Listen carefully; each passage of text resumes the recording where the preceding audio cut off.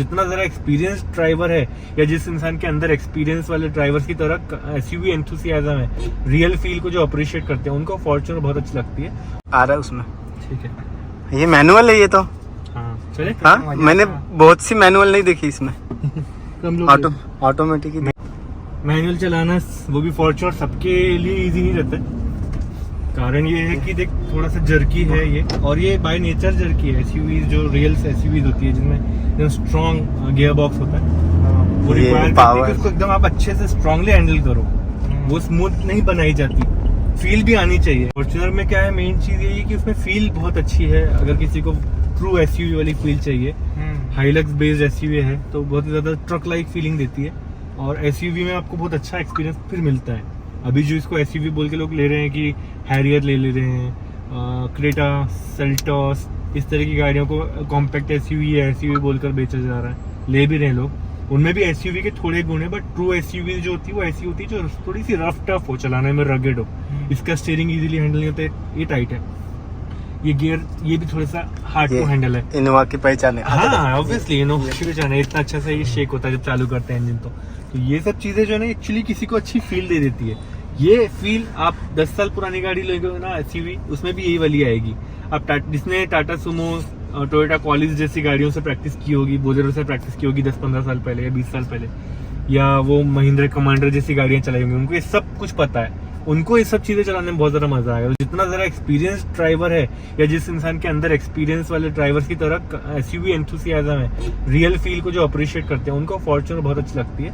और थैंकफुली ऐसे बहुत सारे लोग हैं अभी भी अपने कंट्री में जो इस सब चीजों को अप्रिशिएट करते हैं, इसलिए ये वाली गाड़ी बहुत ज्यादा बिकी और अभी भी बिक रही है। इसकी डिमांड बहुत हाई है, इसलिए लगातार इसकी कीमत बढ़ते बढ़ते बहुत दूर तक चली आई है। और मैनुअल तो चलो पसंद है ही लोगों को। मैंने पिछले वीडियो में एक बार बताया था कुछ लोगों को इंस्टाग्राम पर, यूट्यूब पर, कि ये फॉर्च्यूनर मैनुअल सबके बस की बात नहीं चलाना। उसका मेन कारण ये है आजकल लोगों को जो गाड़ी चलाने की आदत है वो स्मूथ आ रही है गाड़ियाँ, पावर स्टीयरिंग भी है, पावर ब्रेक्स भी हैं, और जो शिफ्टर है वो काफी स्मूथ है, या तो ऑटोमेटिक भी ले लेते हैं, या फिर गाड़ी छोटी सी है तो इजी हैंडल होती है।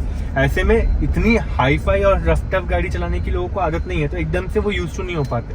ये मैंने कहा था, लोगों को लगा कि मैंने कहा है कि डिफिकल्ट है फॉर्च्यूनर चलाना।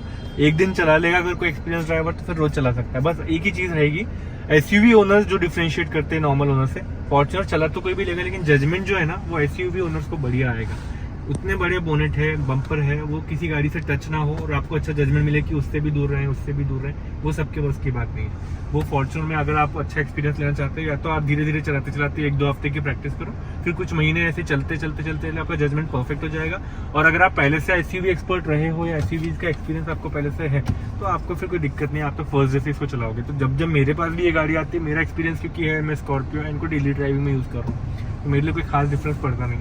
अब पहले जो फॉर्च्यूनर थी थोड़ी सी आप हार्श फील होती थी, मतलब जो ये होता है NVH, नॉइज वाइब्रेशन और हार्शनेस, ये थोड़ी हाई थी पहले वाली फॉर्च्यूनर। अभी थोड़ी स्मूथ है, बहुत फील नहीं चली गई है, फील तो अभी भी उतनी है, थोड़ा वाइब्रेशन अभी भी है, लेकिन काफी स्मूथनेस और थोड़ी नॉइज इसमें कम है, तो प्रीमियमनेस थोड़ी बड़ी सी फील होती है। ऐसा लगता है कुछ एक्सपेंसिव गाड़ी अपन चला रहे हैं। ऑब्वियसली इस कीमत में किसी को मर्सिडीज की गाड़ी या BMW की गाड़ी का ऑप्शन भी मिल जाता है, लेकिन वो ज्यादा ही स्मूथ और वो बहुत सारे प्रेस्टिजियस कार हो जाती है, और फिर वो नखरे हैं उन गाड़ियों के, आप उनको रफ टफ तरीके से नहीं चला सकते, वो डेलिकेट है, प्यार से संभाल के चलना पड़ता है। थोड़ा भी कुछ टूटा या थोड़ा सा भी कुछ उसके गेयर पे या सस्पेंशन पे कुछ लोड पड़ गया तो लंबा खर्चा है, इसमें उतना नहीं सोचना पड़ता। और अपने इंडियन रोड कंडीशन में जहाँ पे जगह जगह है तो पॉट होल्स है, अंडर कंस्ट्रक्शन रोड्स हैं, या कभी कभी इच्छा हुई तो आप रूरल एरियाज में चले गए, गांव चले गए, फार्म हाउस चले गए, तो आपको ऐसी गाड़ी ही चाहिए जो रफ टफ हो और कहीं पे भी ले जाने के लिए आप सोचना ना पड़े। एक्सेलरेशन बहुत गजब है, मतलब क्विक एक्सेलरेशन है, इतना अच्छा पावरफुल इंजन इस गाड़ी पर दिया हुआ है, diesel engine, manual transmission plus diesel engine in real SUV with turbo charger ultimate. तो बहुत ज़्यादा बढ़िया एक्सपीरियंस रहा ड्राइविंग के साथ है मेरा इसके साथ। जब पिछली बार जुलाई में चला रहा था तभी भी बढ़िया थी, अभी ये ब्रांड न्यू है, 1600 किलोमीटर ही लगभग चलाया गया है इसको, 1 महीना भी नहीं हुआ, ये भी बहुत बढ़िया चल रही है, तो मज़ा बहुत अच्छा आ रहा है। और अब एयर कंडीशनर के बारे में मैं एक चीज़ नोटिस करूँगा, तो टेम्परेचर बाहर 43-44 डिग्री सेल्सियस चल रहा है, जबकि अभी भी बारिश के मौसम के टाइम पे अच्छा खासा लो हो गया था अप्रैल में अपना नागपुर का टेम्परेचर, बट अभी एकदम हॉट चल रहा है। और अंदर अपन ने एयर कंडीशनर कर दिया 21 डिग्री सेल्सियस पर, वो भी ड्यूल AC नहीं लगाया है, ड्यूल जोन लगाएंगे तो और ज़्यादा अच्छा है कि दोनों को बढ़िया कूलिंग अलग अलग टेम्परेचर पर मिल जाएगी, पर जरूरत नहीं क्योंकि सबको ही चाहिए अभी ठंडा, तो हम लोगों ने ठंडा रखा हुआ है बाय डिफॉल्ट। बढ़िया कूलिंग किया है इसने, मतलब 1-2 मिनट से ज्यादा वक्त नहीं लगता इसको अच्छे से इफेक्टिव कूलिंग करने के लिए। तो अच्छा प्लेसमेंट किया हुआ है सारे डक्ट्स का और इफेक्टिव कूलिंग है। पावरफुल कंप्रेसर लगा हुआ है एयर कंडीशनर में। तो आई एम थिंकिंग कि एसयूवी में जो चीज होनी चाहिए वो सब चीजें इसमें है। थोड़ा कंफर्ट लेवल और इम्प्रूव हो जाए तो फैमिलीज को भी अच्छा लगे, बट फिलहाल ऐसी कोई फैमिली नहीं है जो फॉर्च्यूनर को एंजॉय नहीं कर रही है, as far as I know. So it's absolutely fine. जिन्होंने परचेस की है वो खुश है, तो फिर हमें कोई दिक्कत क्या होनी चाहिए। तो overall this was my quick short review of the Fortuner once again, and I have had a very good time with it.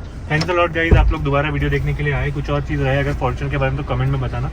और अगले वीडियो में मैं सोच रहा हूँ कि कुछ और बातें इसके बारे में कवर करूँगा, ऑफ रोड रिलेटेड कुछ बातें कवर करूँगा, डेली ड्राइविंग रिलेटेड कुछ बातें कवर करूँगा कि अगर किसी के पास में ये गाड़ी रोज़ यूज़ करने के लिए है, रोज़ ट्रैफिक में हैंडल करना है, थोड़ा बहुत हाईवे पे भी जाना है, तो एक लॉन्ग टर्म रिव्यू क्या होगा, या इसके ओनर से बात करके पूछेंगे क्या वो इसको एंजॉय कर पा रहे हैं, कुछ प्रोज एंड कॉन्स है क्या। वो वीडियो अगर आप देखना चाहते हो तो कमेंट में जरूर बताना कि आप वो वीडियो देखना चाहते हो, तो मैं जल्दी कवर करूँगा। Until next video, goodbye and drive safe.